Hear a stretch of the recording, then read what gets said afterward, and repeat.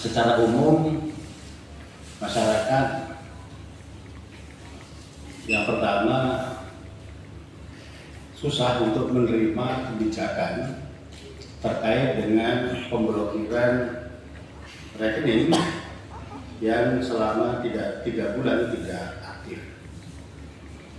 Setelah kita pelajari, setelah kita melihat berdasarkan peraturan perundang-undangan yang ada, kewenangan PPATK terkait dengan rekening yang bisa ditutup atau diblokir itu yang pertama adalah rekening yang diduga atau memiliki indikasi yang merugikan terkait dengan keterlibatan transaksi mencurigakan. Di antaranya adalah pencucian uang, kemudian terorisme dan beberapa yang lain. Yang kedua, jika ada laporan dari bank atau instansi terkait, kemudian rekening digunakan untuk kejahatan cyber, misalnya untuk scam, phishing, atau transaksi narkoba. Kemudian kalau kita pelajari dari sisi regulasi, dari sisi aturan, di konstitusi kita di Undang-Undang Dasar 1945, di pembukaan itu ada kalimat yang sangat indah. Ya, terima kasih. Di Undang-Undang Dasar 1945 ada kalimat yang sangat indah. Pemerintah negara Indonesia melindungi segenap bangsa dan seluruh pembayaran Indonesia. Maka menjadi tanggung jawab dan kewajiban dari PPATK untuk melaksanakan perintah konstitusi ini. Kemudian di Undang-Undang Nomor 9 Tahun 2013 tentang pencegahan dan pemberantasan tindak pidana pendanaan terorisme, PPATK diberikan kewenangan untuk melakukan pemblokiran atas dana milik orang atau korporasi yang identitasnya tercantum dalam daftar terduga teroris atau organisasi teroris yang diterbitkan Kapolri berdasarkan penetapan Pengadilan Negeri Jakarta Pusat. Kemudian di pasal 12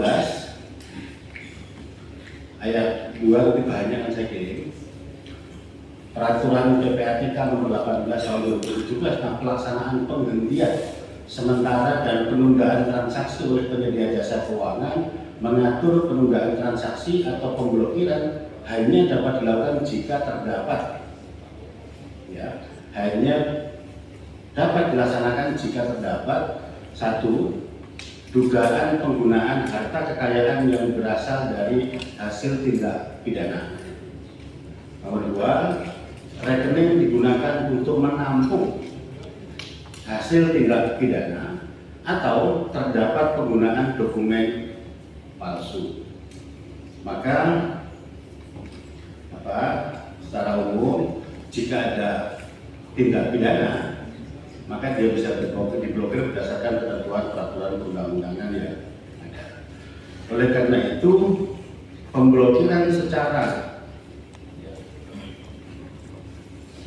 secara umum ini yang atas status rekening dorman tanpa ada indikasi tindak pidana merupakan kebijakan yang keliru karena dia bertentangan dengan undang-undang dan sekaligus bertentangan dengan pembukaan Undang-Undang Dasar 1945 di mana pemerintah negara Indonesia di dalamnya ada PPATK untuk melindungi rakyat. Sehingga kepada PPATK kita harapkan yang pertama untuk segera menghentikan atau membatalkan kebijakan blokir 3 bulan bagi rekening tidak aktif. Beberapa yang datang ke kita dan kemudian berdialog, berdiskusi, menyampaikan apa yang terjadi, di antaranya adalah keluarga yang menabung untuk anaknya sekolah di masa yang akan datang. Tidak semua warga negara kita ini pegawai negeri. Tidak semuanya itu pegawai swasta yang gajinya tiap bulan itu tertentu di tanggal berapa. Tidak. Ada yang berusaha, ada yang bertani, ada yang beternak, sehingga menabungnya ya pas panen saja. Nah kalau panen pertanian itu kan ada yang 3 bulan, ada yang 4 bulan, sehingga bisa jadi rekeningnya aktif baru setelah 4 bulan. Demikian juga saudara-saudara kita yang bekerja di sektor transportasi, yang tergabung di asosiasi driver maupun kru kendaraan, itu kan menabungnya juga waktu-waktu tertentu. Bahkan ada yang kemarin kita komunikasi itu ya, selain tabungan pendidikan, juga tabungan untuk kesehatan. Jadi memang betul ada BPJS, tapi ada juga keluarga yang memang menabung karena kondisi kesehatan tertentu, sehingga dia ditaruh di situ untuk cadangan, sehingga sewaktu-waktu harus berobat itu siap. Nah dengan pemblokiran ini ada hak warga negara yang dihilangkan.